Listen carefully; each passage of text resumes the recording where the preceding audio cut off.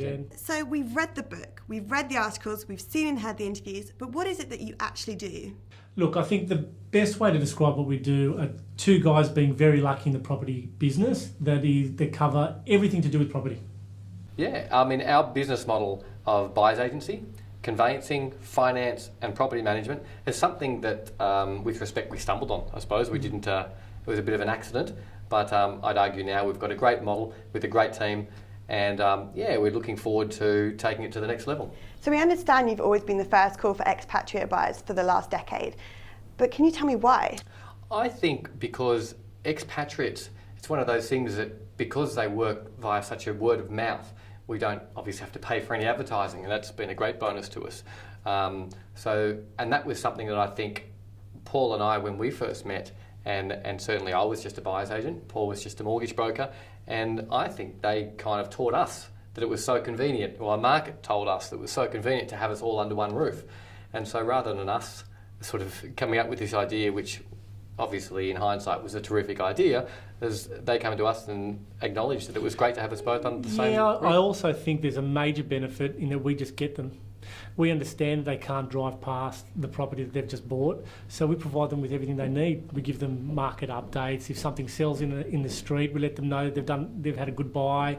It's just information, and they love it, and we love giving it to them.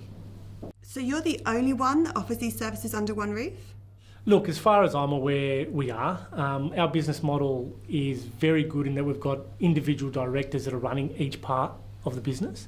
So you need to understand that you've got a specialist in each part, and we are in the one roof. So, for example, if a buyer's agent needs to ask about finance, they can scream over the corridor and get an answer. Where in this environment are you going to get that service in one place? But it's important that we are specialists.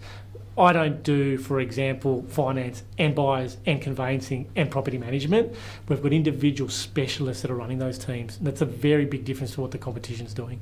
And even within that, aside from just being the only one that does it, if not, we're certainly at least the first. And it's a model that we've had now, getting on 10 years, and has worked for us for that period of time. So I think that element of trust for the period of time that we've been around, I think that's mattered a lot too. So how big is Oasis Property? Oasis has got a total staff across all the businesses of 14. Out of that 14, we've got 6 directors.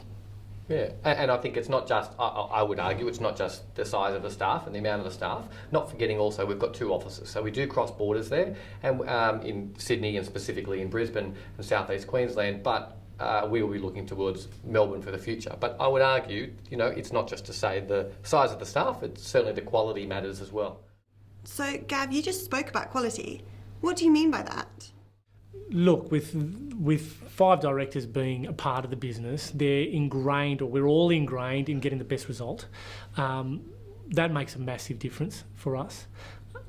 For partners to be directly incentivised is also, for me, a risk mitigation scheme, to know that those people making key decisions in the business to make sure that properties get executed, transactions get executed, and potentially legal transactions get executed by the person, always with that final sign-off, who's a director in the business. That's very important, and it's really different to a lot, I'd say almost all our competitors.